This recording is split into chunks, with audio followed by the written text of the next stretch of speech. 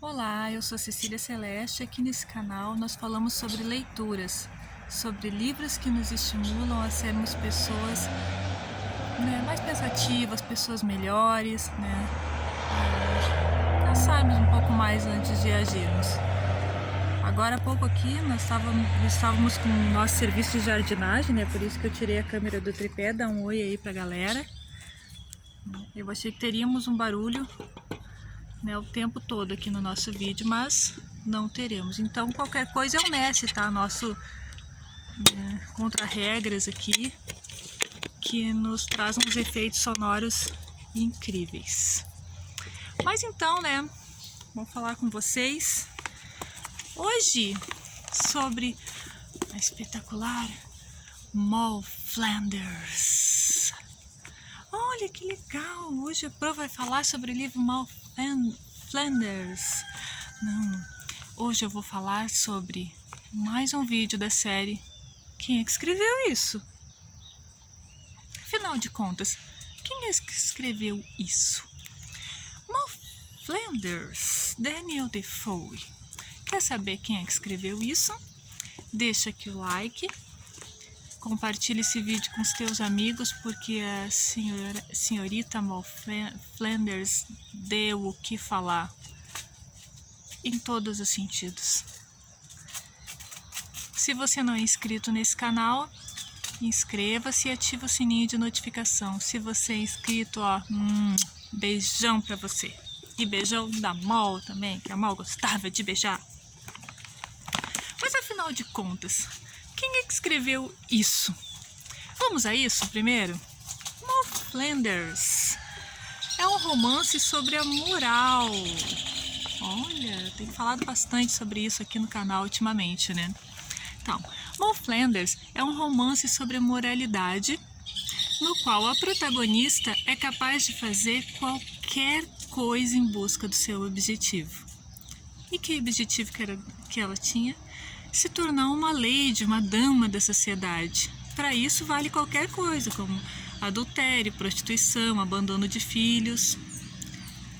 A partir das ações da Moll Flanders, o autor explora as ideologias conservadoras e liberais do século XVIII e os princípios do capitalismo. Olha que interessante, ele usa uma história de individual, utiliza uma história de vida, de uma personagem fictícia, para tratar outros aspectos, da sociedade ali da época que ele viveu e aspectos que ele considerava que eram importantes serem refletidos, sob o manto da história da nossa queridinha Moll.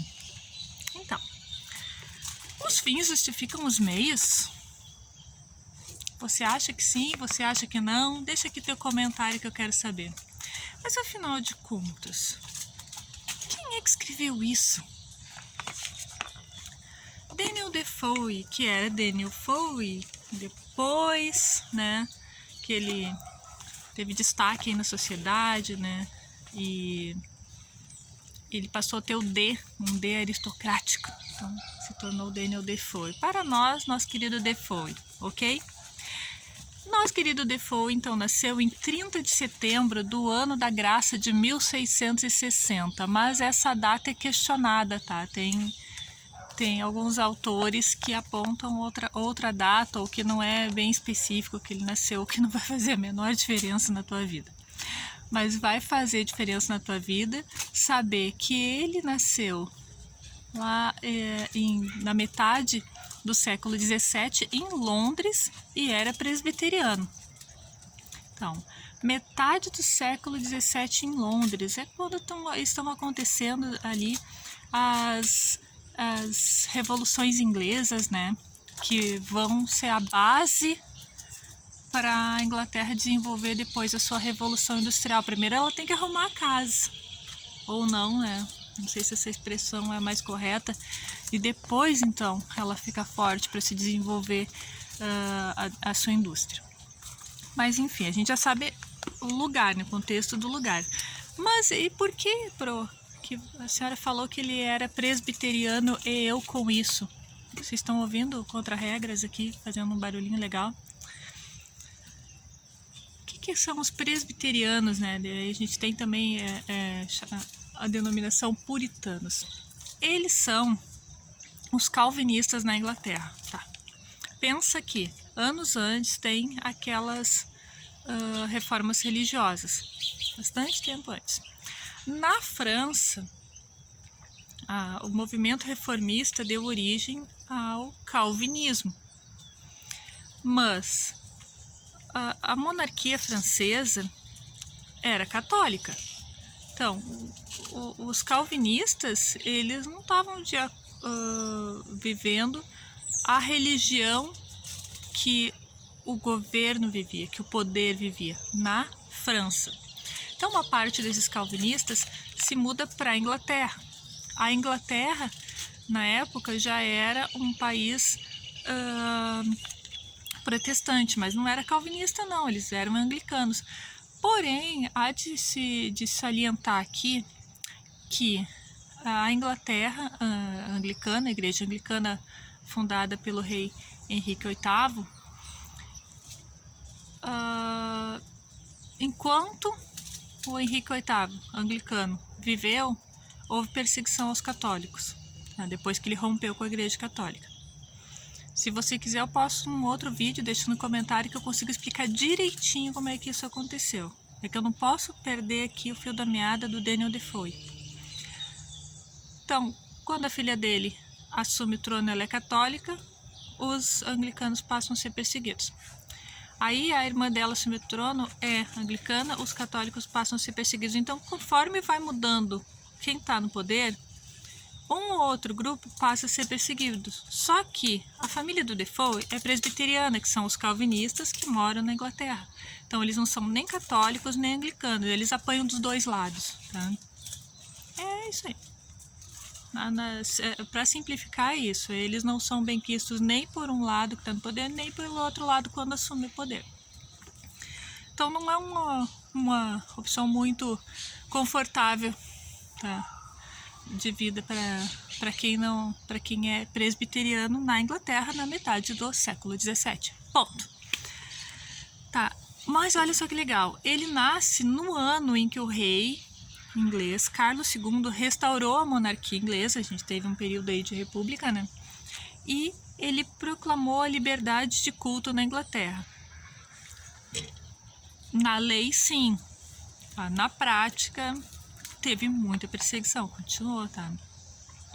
Então, aos 5 anos, na 1665, o nosso autor Daniel Defoe, ele conhece os horrores da grande peste bubônica que assolou a Londres, né, em 1665 e que matou mais de 70 mil pessoas dentro da cidade de Londres. Alguns autores apontam que esse número de mortes chegou a 100 mil pessoas. Hoje é um bom momento para você fazer esse cálculo, né? O que nós estamos vivendo aqui nesse momento. Deu um barulhinho aqui. Então, em 1670, ele conheceu isso, tá? Essa coisa de doença, de peste, de epidemia. Então, em 1670, ele fica órfão de mãe, já tinha passado essa situação. E em 1674, agora ele já tem lá seus 14 anos, ele se matricula na academia do reverendo Charles Morton, tá? Visto que o que acontece? As universidades da região ali de Londres, naquele período, elas não admitiam dissidentes do anglicanismo, ou seja, quem não fosse anglicano não ia fazer faculdade, ponto final. Não ficou bom para ele, né? Não ia nem concluir aqueles estudos, né, para ingresso na faculdade. Então ele vai para a academia do reverendo Charles Morton, mas ele não quer ser um missionário.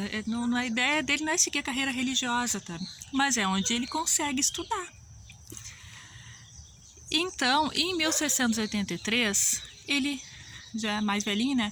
Ele se estabelece como negociante comercial. Então, tem lá seus 23, 24 anos. Em 1684, ele já é negociante comercial e ele se casa com a rica jovem Mary Tuffey, o que ajudou bastante ele porque ela tinha um bom dote. Então, veio bastante dinheiro para ele com esse casamento. aí o contexto da Inglaterra, o contexto político muda de novo, porque o rei Carlos II não deixou filhos e o seu herdeiro seria o seu irmão Jaime II.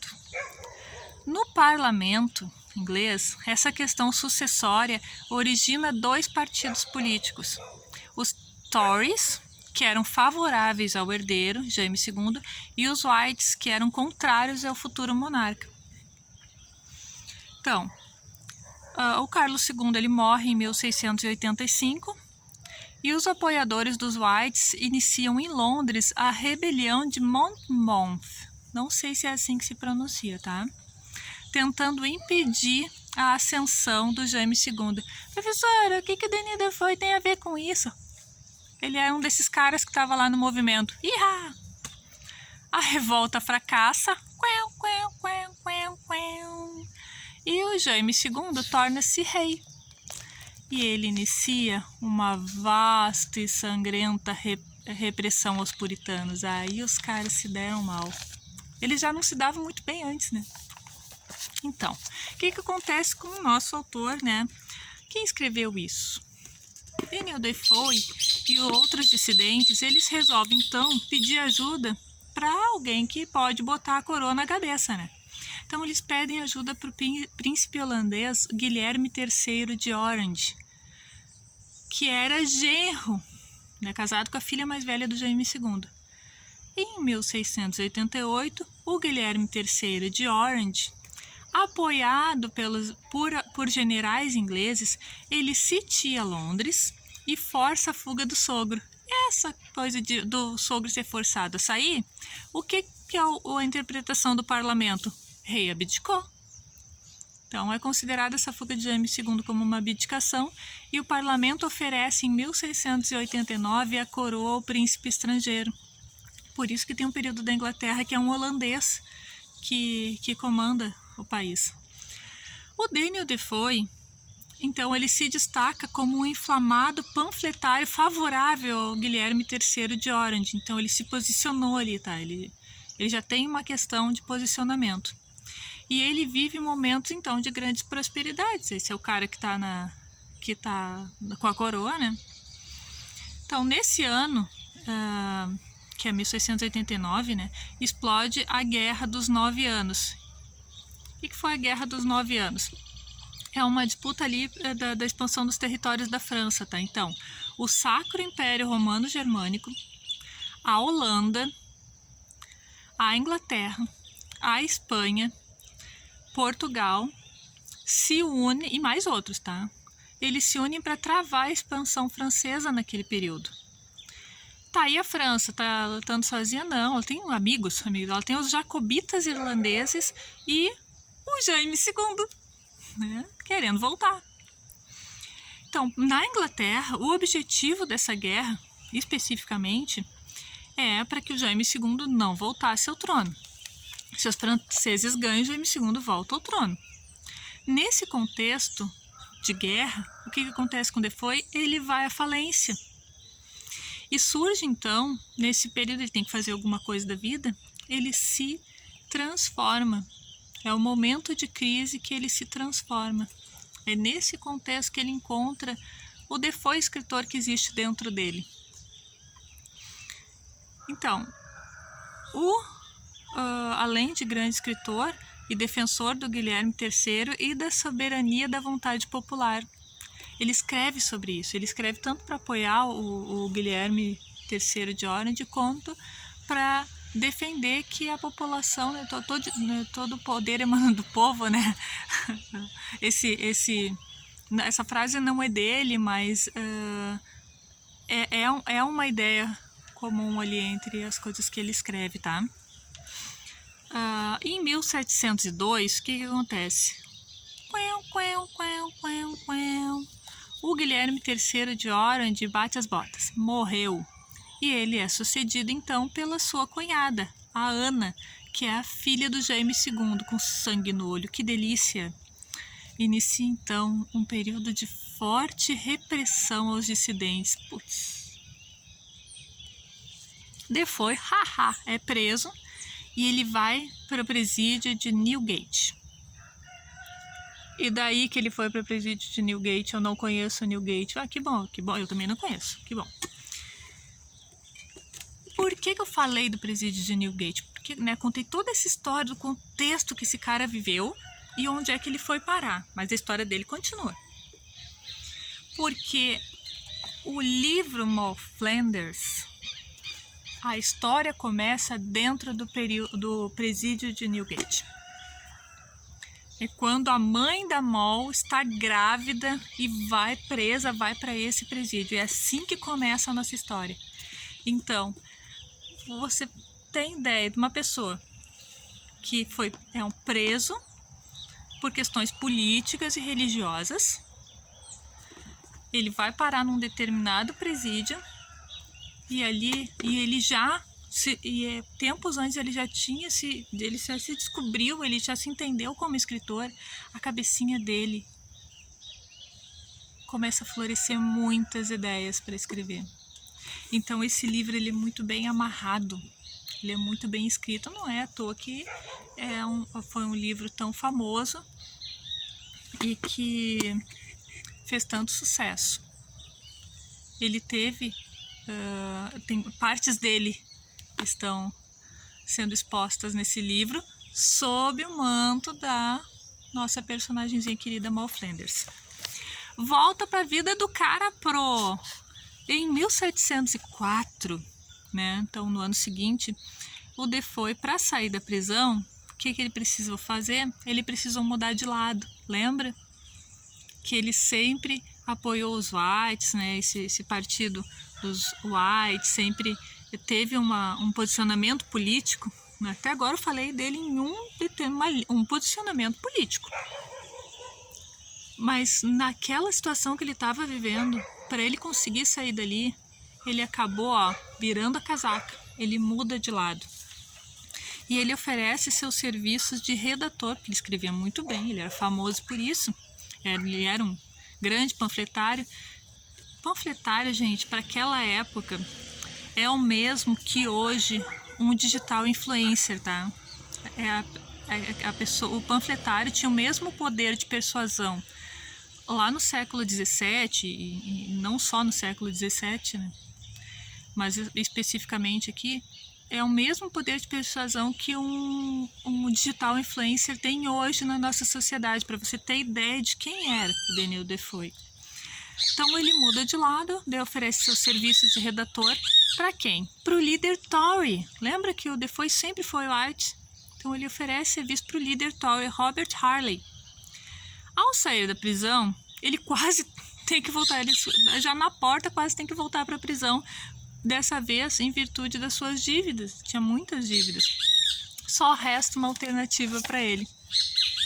Lembra que eu perguntei lá no início do vídeo, será que os fins justificam os meios? Qual é a alternativa do Defoe para se manter livre e não voltar para a prisão? Continuar servindo Robert Harley como redator. É o que ele tem que fazer. Então, com o fim do reinado de Ana em 1714, nesse período há pouco emprego como propagandistas e Defoe procura outra ocupação, né? Os influencers da época já não são mais tão influencers. E aí ele passa a se dedicar na carreira de literatura. E em 1719 ele lança Robinson Crusoe, que também foi muito, muito, muito famoso. Um sucesso extraordinário entre o público. E outras obras depois. Em 1722 vem outro grande sucesso. Então agora estamos falando da nossa querida Moll Flanders, ou no seu título original, Venturas e Desventuras da famosa Moll Flanders e companhia.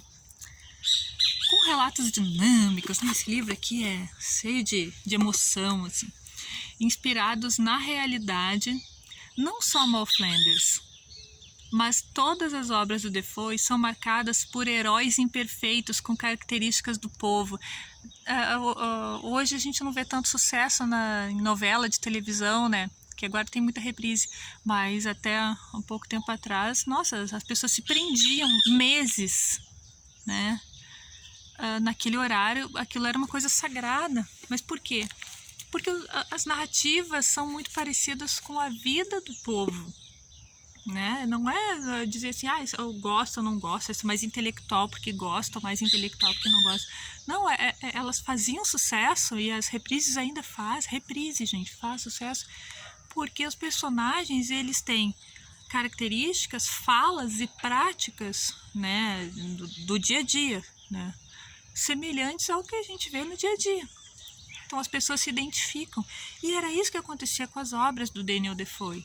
Ele trazia personagens parecidos com o povão. E as pessoas se identificavam. E elas compravam os livros dele. E ele fez muito sucesso por isso. Em 1730, esse cara já tá velhinho, tá, gente? Bem velhinho. Para aquela época, muito velho. Ele, então, aos 70 anos, escritor renomado, pai de família, que conseguiu superar grandes problemas financeiros e grandes perseguições políticas, desapareceu. Puf! Desapareceu. Sumiu. Sabe-se que ele morreu em 1731, completamente solitário, como seu personagem Robinson Crusoe, daquele livro, né, o primeiro que fez muito sucesso entre os que ele fez. Então, por algum motivo, ele quis ficar longe de tudo quanto é tipo de notícia. Foi uma escolha, né, gente? Mas o que eu trago aqui para vocês hoje? Esse vídeo ficou imenso, na reflexão sobre quem é que escreveu isso. A gente está falando de um cara que mudou de lado e que escreveu um livro sobre uma mulher que era capaz de qualquer coisa para atingir seus objetivos. Uma vez, o querido professor Gomes, se o senhor está assistindo esse vídeo, em que parte do mundo o senhor estiver, né, deixe teu like. Professor Gomes, quando eu estava me formando, né, no curso técnico, na época era o 2º grau técnico, um dia eu fui entregar um trabalho, estava só eu, né, na sala, e ele me perguntou o seguinte: você, mais ou menos assim, você seria capaz de explodir os seus concorrentes, né? Eu fiz uma piadinha, né? Mas ele fez uma pergunta séria. Não, professor, eu não chegaria a esse ponto, né? Para não ter concorrência, né? E isso é muito profundo. E essa reflexão que esse meu professor deixou, e eu nunca mais esqueci, é que eu quero deixar para você. Olhando aqui tudo que a gente falou, a pessoa precisou mudar de lado para, né, salvar ali, né, e a Mal Flanders, que fez tantas coisas aparentemente abdominais, não sei se ela fez abdominais, mas aparentemente abomináveis, por um objetivo que era dignidade para ela, né? Você lê esse livro, pelo amor de Deus, você vai entender as razões dela. Ela não é tão abominável assim quando a gente começa a ler o livro, tá? É claro que depois assusta, né? Você é capaz, quando você tem um objetivo, ou quando você quer salvar a sua pele, você é capaz de pensar no todo, ou você é capaz de pensar em salvar a tua pele? E o resto, que cada um vai salvar a sua. Porque às vezes é fácil a gente criticar quem toma essas ações, né? Às vezes é muito fácil a gente apontar o dedo para quem faz coisas que nós consideramos erradas, ou que moralmente sejam erradas, ou que, enfim, não pareçam ser tão éticas assim. Mas será que você, quando está precisando, né, uma necessidade maior, você seria capaz de passar por cima até dos seus princípios para salvar sua pele, para atingir seus objetivos? Você furaria a fila do hospital para que a sua dor fosse aliviada? Pensa nisso com carinho. Não, eu não faria. Tá, e se fosse a dor do teu filho? Pensa nisso com carinho. Será que os fins realmente justificam os meios? Será que a gente se sente tão superior assim, a ponto de achar que pode criticar quem passa por cima das coisas? Vamos parar para pensar nas nossas práticas. Será que nós não estamos fazendo o mesmo? Beijo, gente. O vídeo ficou enorme. Deixa aqui teu like. Compartilhe com quem se acha tribom. Fica com Deus.